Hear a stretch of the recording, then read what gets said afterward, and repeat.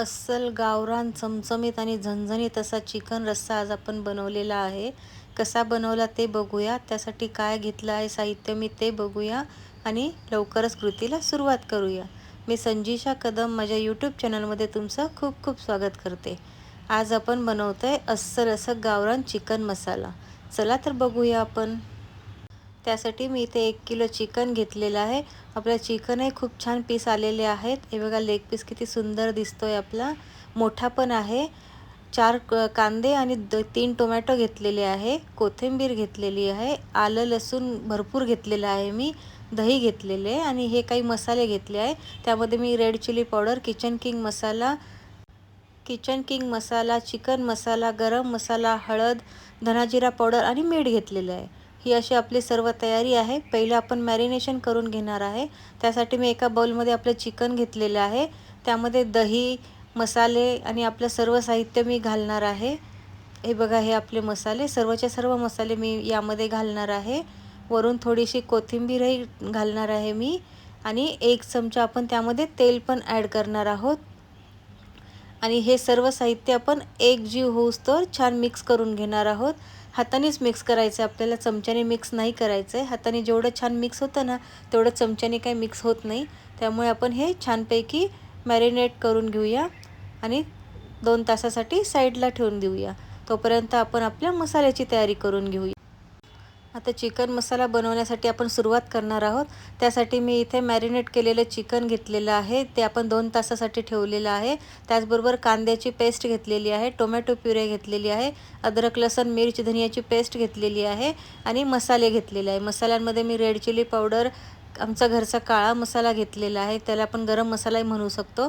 Kitchen King मसाला, गरम मसाला, हळद, धना powder आणि मीठ घेतलेले आणि काही खडे मसाले घेतलेले आहेत. चला आपण रेसिपीला सुरुवात करूया. मी इथे एक कुकर गरम करायला ठेवला आणि त्यामध्ये 3 चमचे तेल घेतलेलं आहे. तेल आपण छान गरम होऊ देऊया. तेल गरम झालं की त्यामध्ये आपण पहिल्यांदा खडे मसाले घालून घेणार आहोत. खडे मसाले थोडेसे भाजले गेले की वरून कांद्याची प्युरे पण आपण टाकणार आहोत त्यामध्ये. हे बघा कांद्याची प्युरे मी इथे ॲड करते आहे.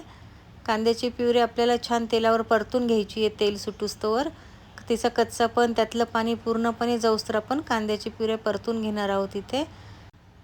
थोड्या वेळाने हलवत राहणं फार जरुरी आहे, नाहीतर आपलं मसाला खाली जळण्याची भीती असते.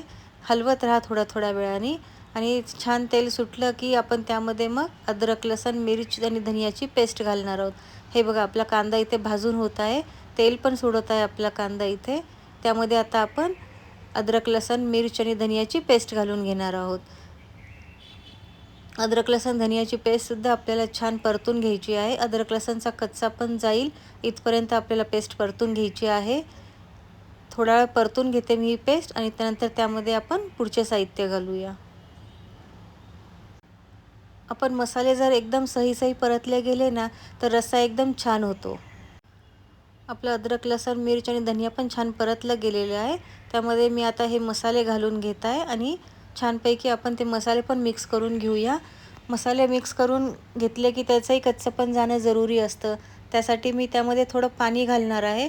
पण हे पाणी मी वरचं दुसरं कोणतं घालणार नाही आहे. तर आपलं जे चिकन शिजवलेलं असतं ना, तर त्याचा स्टॉक घालणार आहे मी इथे. त्याआधी आपण यामध्ये टोमॅटो प्युरे पण घालून घेऊया. म्हणजे कसं टोमॅटो प्युरे पण आपली छान त्यामध्ये परतली जाईल मसाल्याबरोबर आणि सगळं एकजीव होऊन छानपैकी आपलं तेल सुटूस्तोवर हे मिश्रण परतून घ्यायचं आहे आपल्याला. आपले कोणतेही पदार्थ कच्चे राहायला नको याची काळजी घ्यायची. त्यासाठी मी इथे थोडंसं चिकनचं स्टॉक टाकलेलं आहे. आता हा मसाला आपल्याला छानपैकी तेलाचं तरण येऊस्तोवर आपल्याला परतायचा आहे. अजून कच्चा आहे बघा आपला मसाला, तर अजून थोड्या वेळासाठी आपण त्याला परतून घेऊया. हे बघा आपल्या मसाल्याला थोडं तेल सुटलेलं आहे ना. हे बघा आपला मसाला इथे परतून होत आलेला आहे. आपल्या मसाल्याने छानपैकी तेलसुद्धा सोडलेलं आहे. हे बघा साईडने तेल दिसतंय ना तुम्हाला. तर आता त्यामध्ये आपण जे मॅरिनेट केलेलं चिकन आहे ना, ते घालून घेणार आहोत आणि ते पण मसाल्याबरोबर छानपैकी मिक्स करून घेणार आहोत. कोणत्याही भाजीचा जो बेस असतो ना ग्रेव्हीचा, तो एकदम पक्का शिजला गेला पाहिजे. नाहीतर मग काय होतं, जेव्हा आपली भाजी बनते ना, तर तेव्हा पाणी अलग होतं आणि आपला मसाला अलग होतो. याचा अर्थ मसाला नीट परतलेला गेलेला नाही आहे. त्यासाठी मसाला व्यवस्थित परतून घ्या, ताकी आपलं पाणी आणि ग्रेव्ही अलग नाही होणार. आपलं चिकन पण छानपैकी मी इथं मिक्स करून घेतलेलं आहे आपल्या मसाल्यामध्ये.